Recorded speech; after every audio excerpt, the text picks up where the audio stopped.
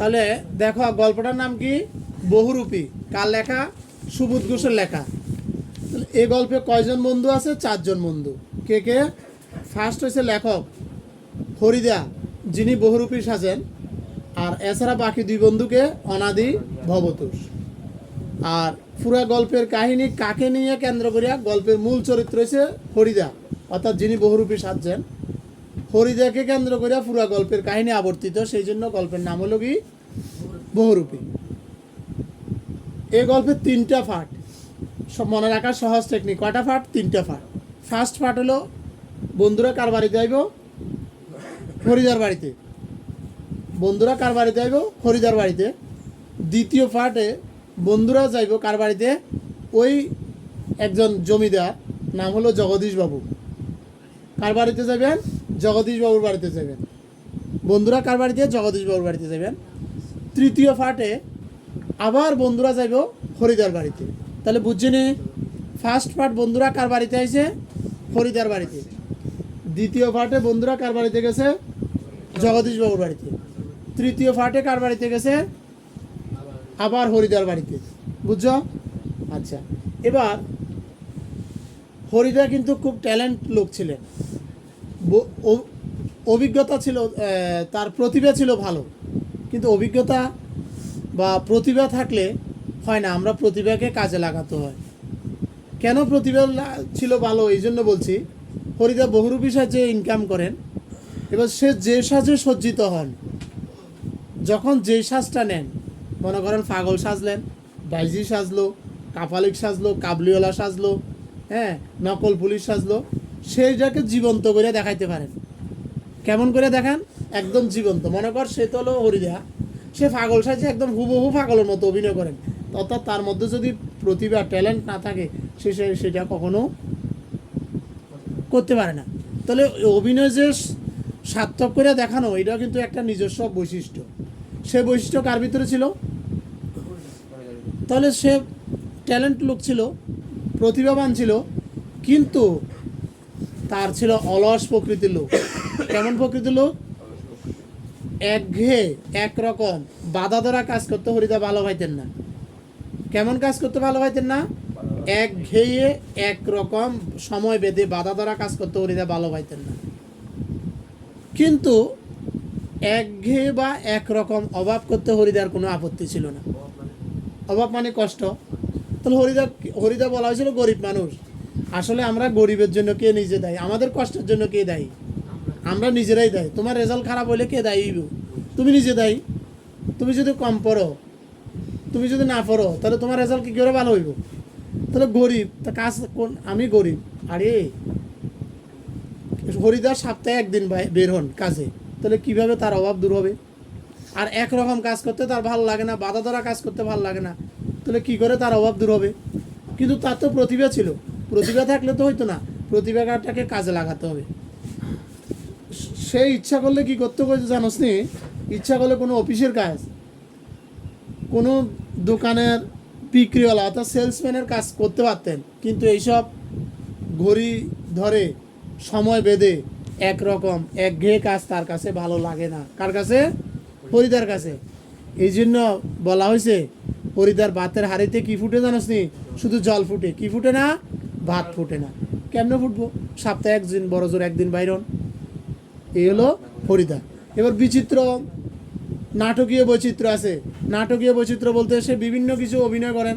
পাগল অভিনয় করছে, বাইজি অভিনয় করছে, কাবলিওয়ালা অভিনয় করছে, কাপালিক অভিনয় করছে, নকল পুলিশ, বিভিন্ন সাজে সজ্জিত হয়ে বাইরন। এবার ফার্স্ট পার্টে যে বন্ধুরা হরিদার বাড়িতে আইব, কথোপকথনটা এইভাবে শুরু হইব। ওই যে গ্রামের জমিদার, যিনি জগদীশ বাবু, যার 11 লক্ষ টাকার মালিক, তার বাড়িতে একজন সন্ন্যাসী আইছেন। ওই সন্ন্যাসী নাকি বলে হিমালয়ের গুহায় থাকেন। কোথায় থাকেন? সারা বছরে নাকি শুধু বলে একটা হরিতকি খান। বয়সও বলে নাকি বলে 1000 বছরেরও বেশি। সেই সন্ন্যাসীর গল্প বন্ধুরা হরিদার কাছে বলবে, সেটা নিয়ে গল্পটা শুরু। দেখ, আমি গল্পটা কইতেছি লাইন বাই লাইন, বুঝাইতেছি, সবাই শোনো। হরিদার কাছে আমরাই গল্প করে বললাম, শুনছেন হরিদা কি কাণ্ড হয়েছে। আমরা কারা? বন্ধুরা। হরিদার কাছে আমরা কি গল্প করে বললাম, শুনছেন হরিদা কি কাণ্ড হয়েছে।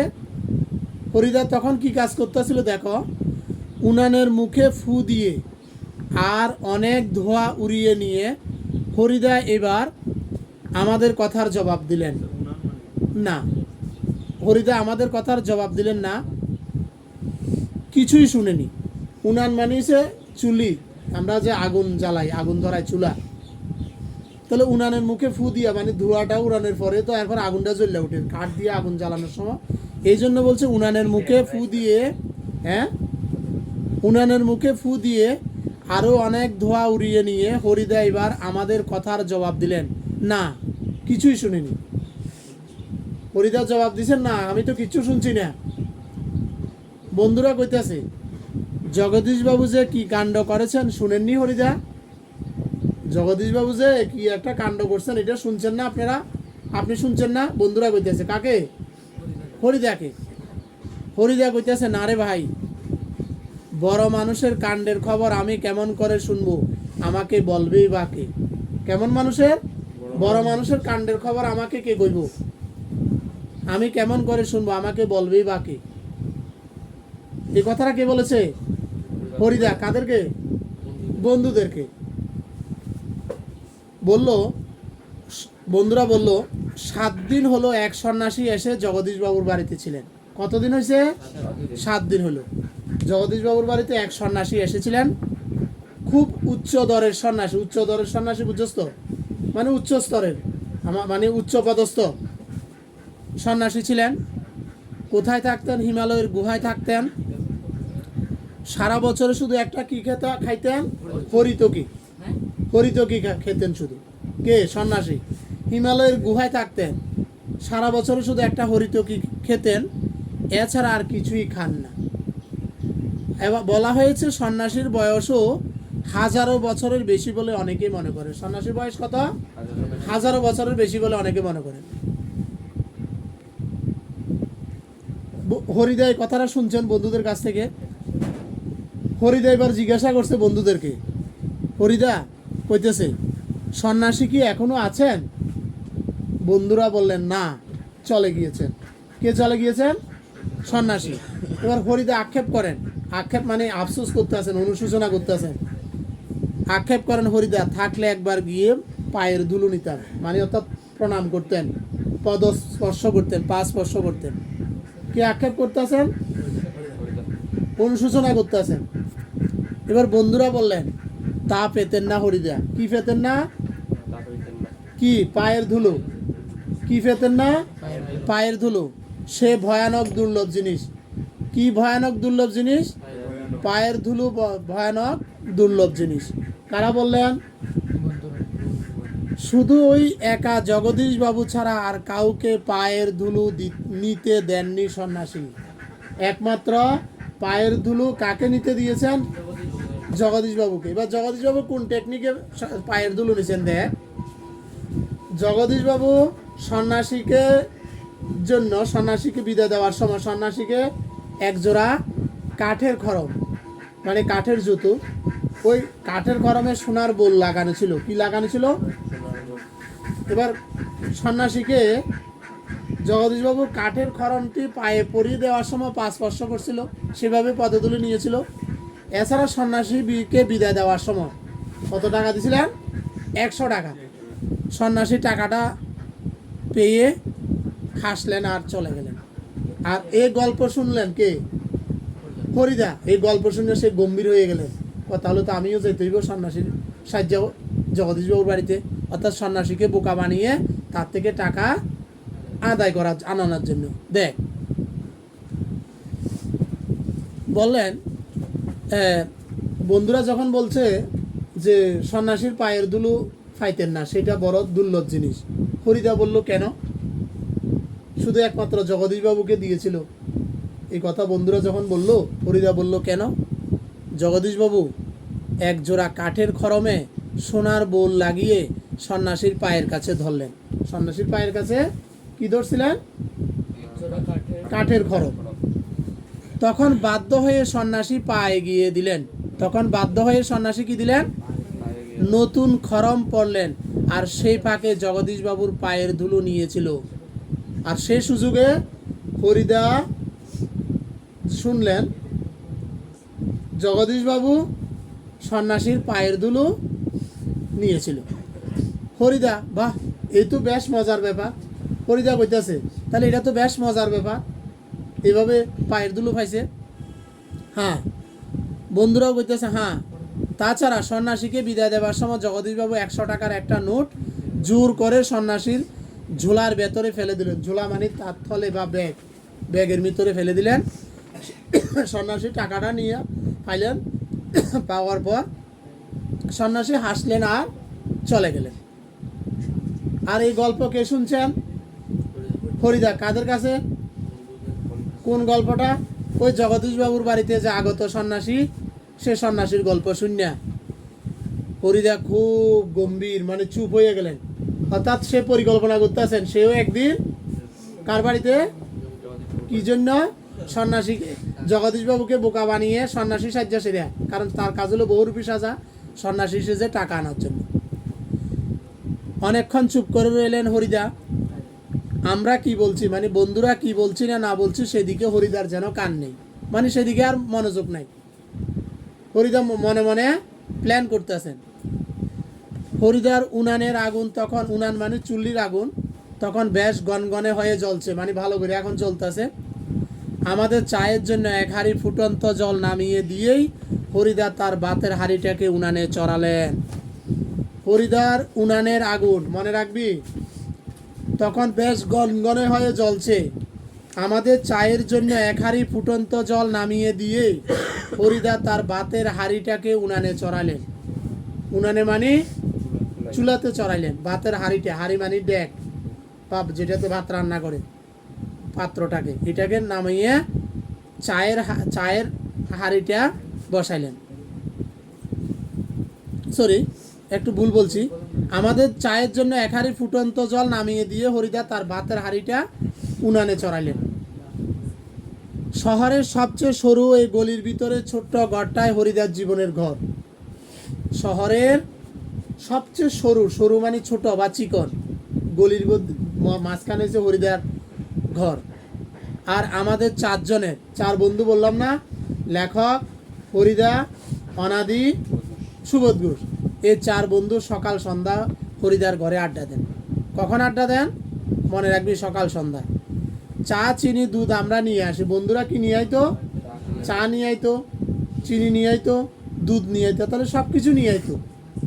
হরিদা শুধু তার উনানের আগুনে আছে জল ফুটিয়ে দিতেন। হরিদা শুধু কি উনান মানে চুল্লার আগুনে এটারে মানে ফুটাইয়া দিতেন, আঁচে দিতেন, আর এবার ফুটাইয়া আঁচে দিতেন।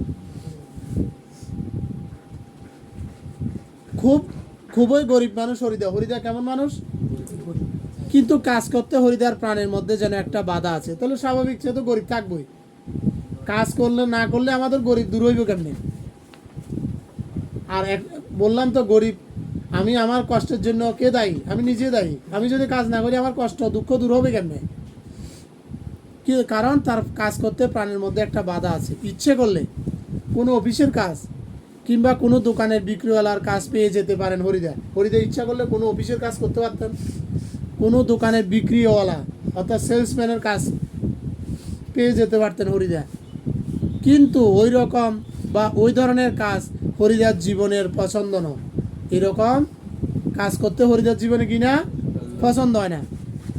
কেননা একেবারে ঘড়ির কাঁটার সামনে সময় বেঁধে দিয়ে আর নিয়ম করে নিয়ে রোজই একটা চাকরির কাজ করে যাওয়া হরিদার পক্ষে সম্ভব নয়।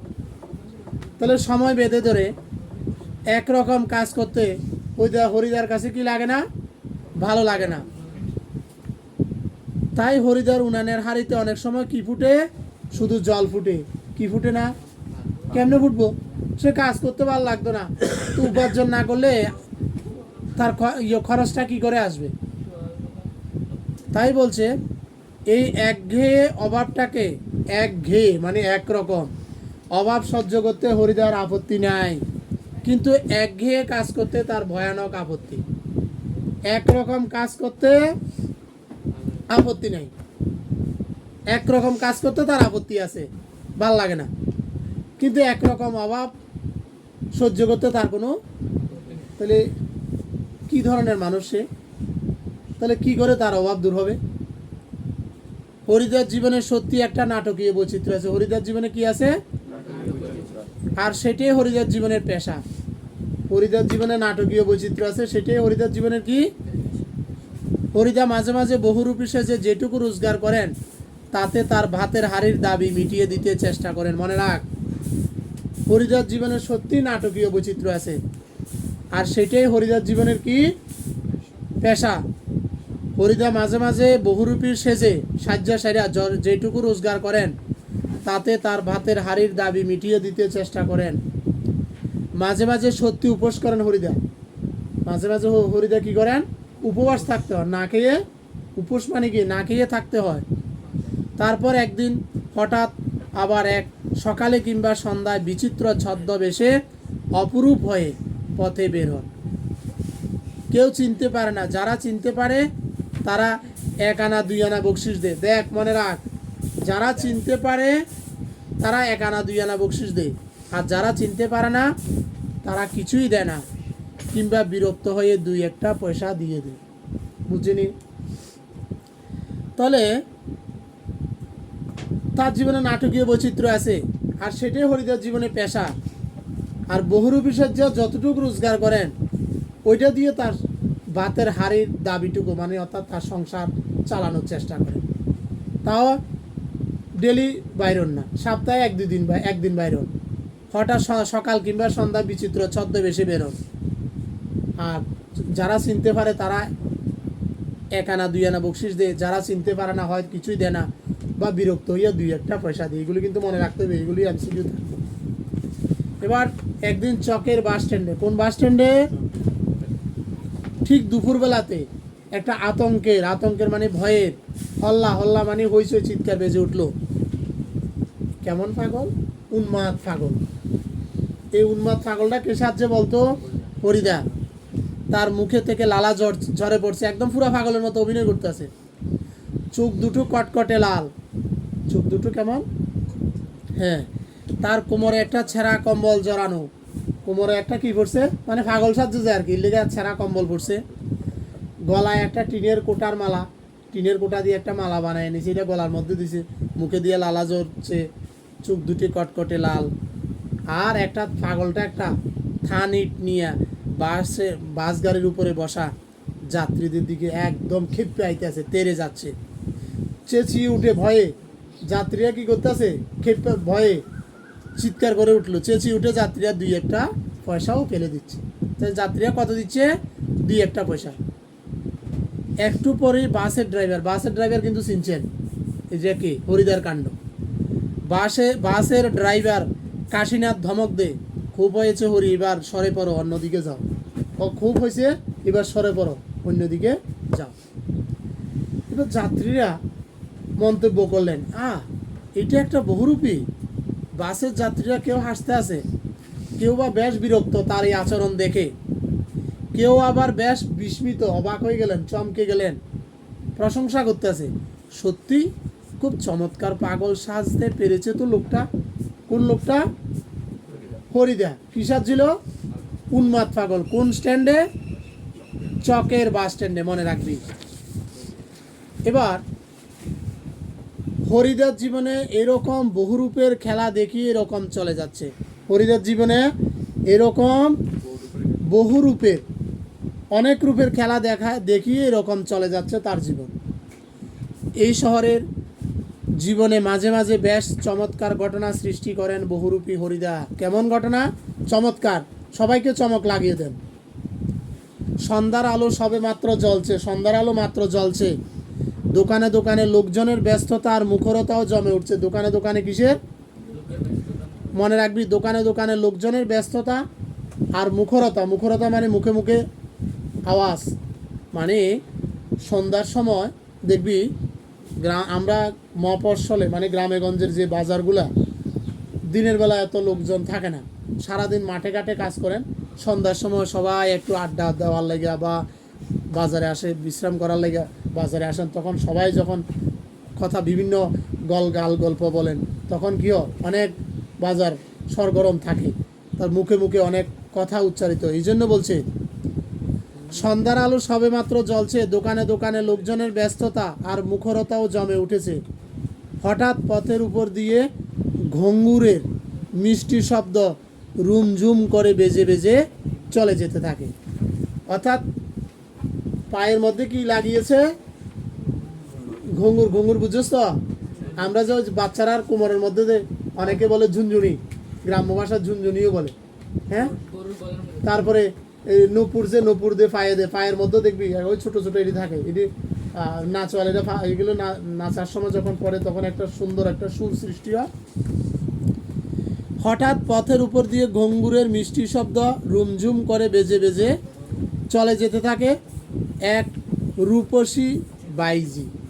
কি রূপসী বাইজি? বাইজি মানে নাচওয়ালি, মানে ডান্সার। নাচতে নাচতে চলে যাচ্ছে। শহরে যারা নতুন এসেছে তারা দু চোখ বড় করে তাকিয়ে থাকে কার দিকে? ওই বাইজির দিকে। এই বাইজিটা কে সাজছে? ফরিদা। এক দোকানদার হেসে ফেলে, দোকানদার চিনে ফেলছেন এটা কার কাণ্ড? হরির কাণ্ড। বলছে এটা একটা বহুরূপী নাকি? কারো কারো মুগ্ধ চোখের মোহভঙ্গ দেখেছে রে, আর যেন বেশ একটু হতাশ স্বরে প্রশ্ন করে উঠেন। আর সবচেয়ে হরিদার উপার্জন হয়েছিল এই বাইজি ছদ্মবেশ ধারণ করে। ওই দিনে সবচেয়ে বেশি টাকা উপার্জন করেছিলেন। মনে রাখবি কত পেয়েছিল? 8 টাকা 10 আনা। পরীক্ষাতে আসবে দেখ, সেদিন হরিদার রোজগার মন্দ হয়নি। মোট 8 টাকা 10 আনা পেয়েছিলেন। কত পেয়েছিলেন? 8 টাকা 10 আনা। আমরাও দেখেছিলাম একটা দোকানের সামনে গিয়ে দাঁড়াচ্ছে সে রূপসী। আমরা কারা? বন্ধুরা। রূপসী বাইজি, খুব সুন্দর বাইজি সাজছেন, মুস্কি হেসে আর চোখ টিপে একটা ফুল সাজি এগিয়ে দিচ্ছে কার কাছে? দোকানে গিয়ে দোকানের সামনে একটা ফুল সাজি দিয়ে দোকানদারের কাছে যাইতেছেন আর চোখ টিপ মারছেন। দোকানদারও হেসে ফেলে আরেকটা সিকি তুলে নিয়ে বাইজির হাতে ফুল সাজির উপর ফেলে দেয়। দোকানদারও মানে হরিদা বাইজি সাজ্জা সেটা দোকানে গিয়া ফুল সাজিটা নিয়ে আগাইয়া যাইতেছেন, আর একটা চোখ টিপে হাসি দেন।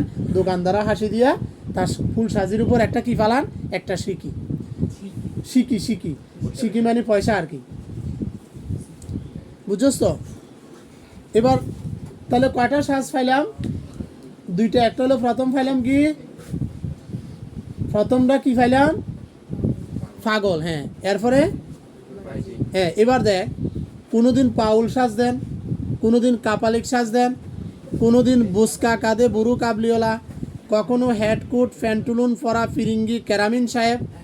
দেখ কি কোনোদিন বাউল তো চিনি আমরা, যে বাউল সঙ্গীত যারা বাউল গান এই বাউল সাজ দেন।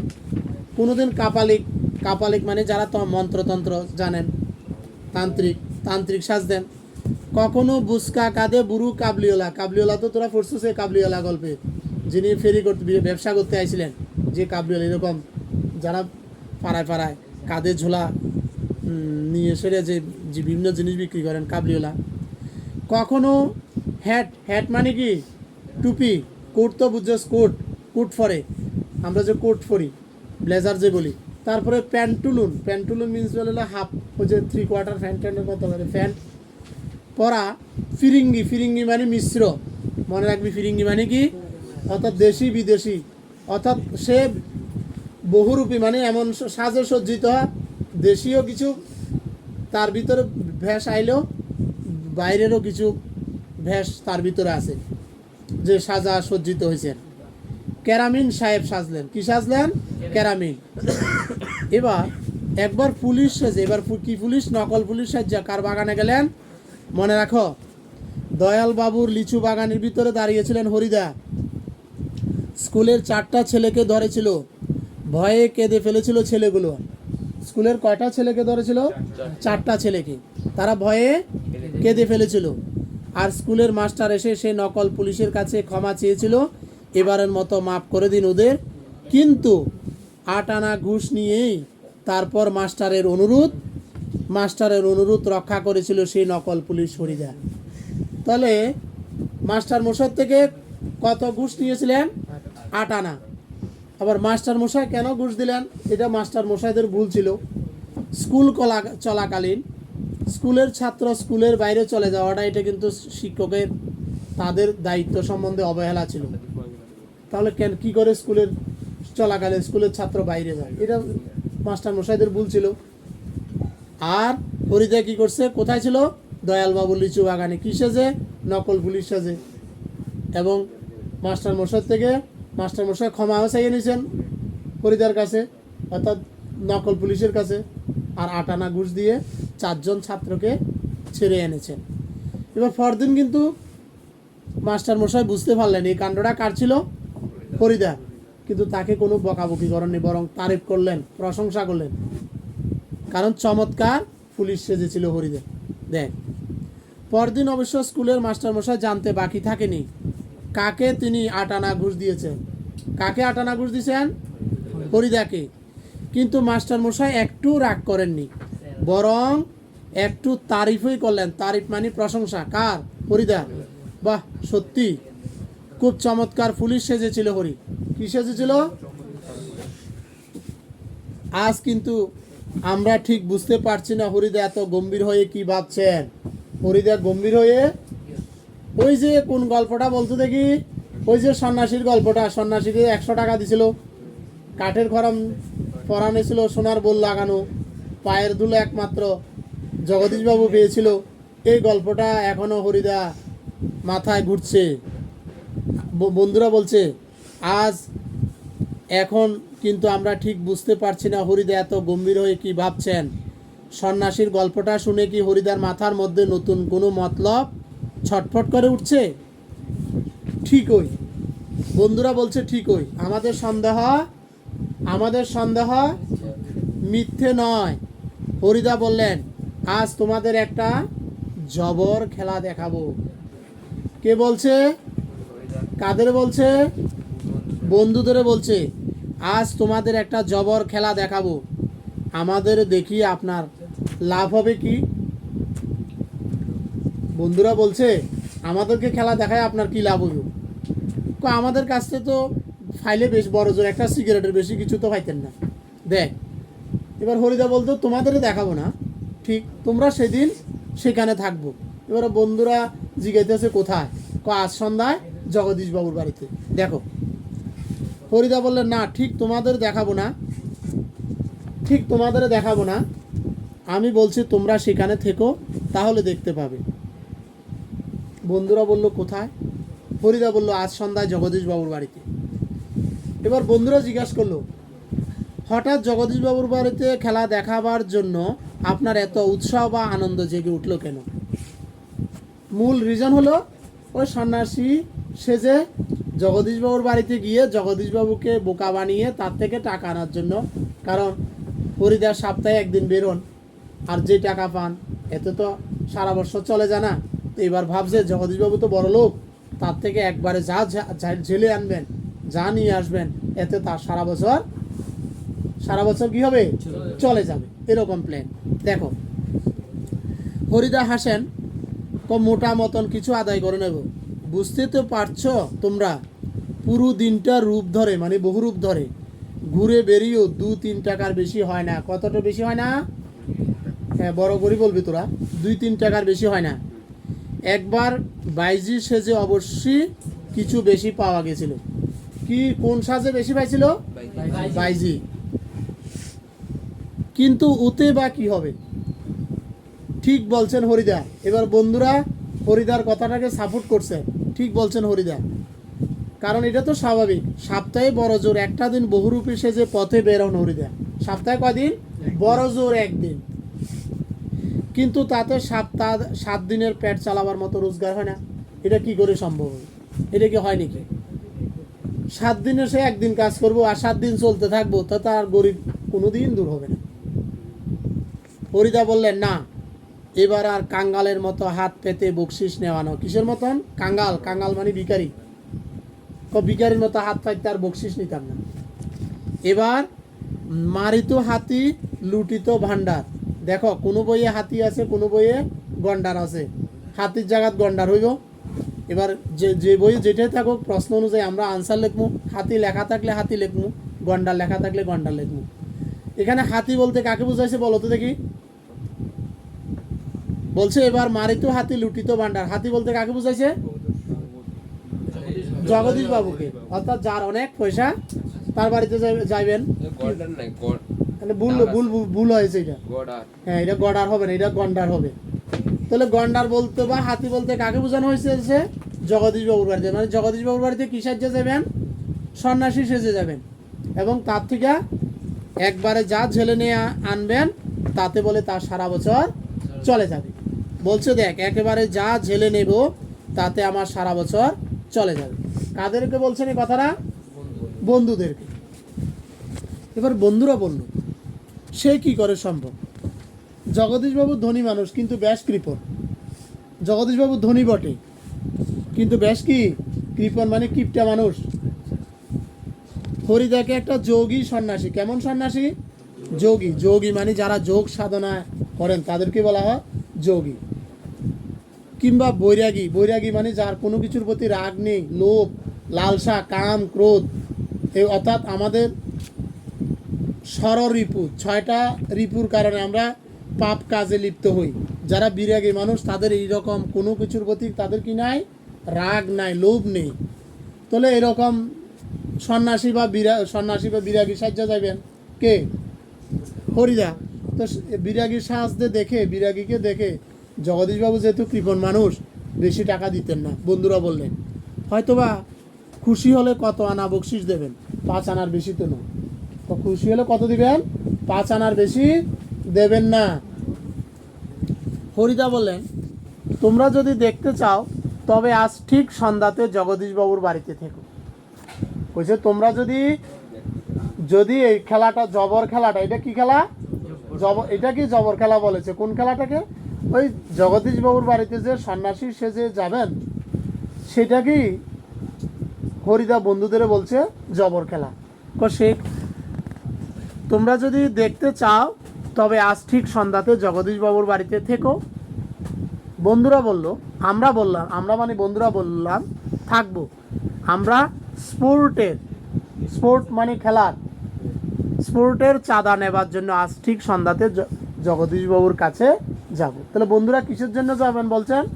স্পোর্টের চাঁদা নেওয়ার জন্য বন্ধুর বাড়িতে যাবেন। তাহলে ফার্স্ট পার্ট শেষ হলো। ফার্স্ট পার্ট বন্ধুরা কার বাড়িতে আসলাম? হরিদার বাড়িতে। ওই জগদীশবাবু বাড়িতে যে আগত যে সন্ন্যাসী হিমালয়ের গুহায় থাকে সে সন্ন্যাসীর কথোপকথন নিয়ে হরিদার সঙ্গে বন্ধুদের কথোপকথন হলো ফার্স্ট পার্টে। এবার দ্বিতীয় পার্ট, বন্ধুরা সবাই কার বাড়িতে আসবো? জগদীশবাবুর বাড়িতে। হরিদা কার বাড়িতে আসবেন? কি কি কি কি করতে আসবেন? জবর খেলা অর্থাৎ সন্ন্যাসী সেজে আসবেন। দেখো মনোযোগ সহকারে শোনো, বড় চমৎকার আজকের এই সন্ধ্যার চেহারা। আজকের এই সন্ধ্যার চেহারা কেমন? আমাদের শহরের গায়ে কতদিন তো চাঁদের আলো পড়েছে, কিন্তু কোনোদিন তো আজকের মতো এমন একটা স্নিগ্ধ ও শান্ত উজ্জ্বলতা কখনো চারিদিকে এমন সুন্দর হয়ে ফুটে ওঠেনি। মনে রাখো, বড় চমৎকার আজকের এই সন্ধ্যার চেহারা। আমাদের শহরের গায়ে কতদিন চাঁদের আলো পড়েছে, কিন্তু কোনোদিন তো, বন্ধুরা বলছেন আজকের মতো এমন একটা স্নিগ্ধ, ঠান্ডা, শান্ত উজ্জ্বলতা কখনো চারিদিকে এমন সুন্দর হয়ে ফুটে ওঠেনি।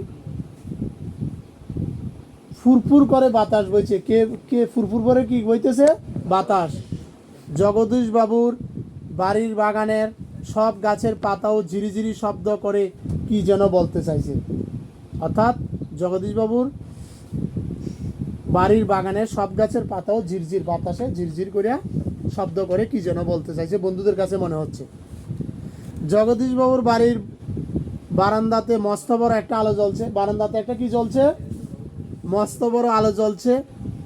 সে আলোর কাছে একটা চেয়ারের উপরে বসে আছেন জগদীশবাবু। তাহলে জগদীশবাবুর দাওয়ায় বসে আছেন। দাওয়ায় মানে বারান্দা। একটা মস্ত আলো জ্বলছে, সে আলোর সামনে বসে রইলেন। সাদা মাথা, অর্থাৎ মাথার চুলগুলি কি সাদা, সাদা দাড়ি, সৌম্য মানে দেখতে সুন্দর, শান্ত, জ্ঞানী মানুষ ছিলেন জগদীশবাবু। তাহলে জগদীশবাবু দেখ যেমন ধনী মানুষ তেমন কৃপণ, তেমন শান্ত, এমন সুন্দর, এমন জ্ঞানী মানুষ ছিলেন। কে? জগদীশবাবু। আমরা আমাদের স্পোর্টের চাঁদার খাতাটি জগদীশবাবুর হাতে তুলে দিয়ে দাঁড়িয়ে আছে। আমরা কিসের খাতাটি? চমকে উঠলেন জগদীশবাবু। বারান্দার সিঁড়ির দিকে তাকিয়ে জগদীশবাবুর দুই বিস্মিত চোখ অপলক হয়ে গেল। জগদীশবাবু কেন চমকে উঠলেন জানো নি? ওই যে আগন্তুক লোকটা এসেছে, আগন্তুক মানে কি? হরিদা। কি সাহায্যে আইছেন? সন্ন্যাসী। জগদীশবাবু দীক্ষা চমকে উঠলেন। বারান্দার সিঁড়ির দিকে তাকিয়ে জগদীশবাবু দুই বিস্মিত চোখ অপলক, অপলক মানে কি? পলক মানে হচ্ছে চোখের পাতা নড়া, আর অপলক মানে চোখের পাতা না নড়ে, এক দৃষ্টি এমনি চেয়ে রইলেন। কার দিকে? বিরাগের দিকে, অর্থাৎ সন্ন্যাসীর দিকে, অর্থাৎ হরিদার দিকে। আমরাও চমকে উঠেছি বই কি, আমরা কারা? দেখ তাহলে বন্ধুরা পর্যন্ত হরিদারের চিনতে পারতেছে না, একসঙ্গে চলাফেরা করে। অর্থাৎ তাহলে হরিদার যে শ্বাসটা নেন, যে অভিনয়টা করেন, একদম জীবন্ত করে কি করে? জীবন্ত করে দেখান। আশ্চর্য হয়েছি, একটু ভয় পেয়েছি, কারণ সত্যি যে বিশ্বাস করতে পারছি না, সিঁড়ির কাছে এসে যে দাঁড়িয়েছে সে কি সত্যি হরিদা? তোমার কি প্রাইভেট আছে? সিঁড়ির কাছে এসে যে দাঁড়িয়েছে সে কি সত্যি হরিদা? এই প্যারাটা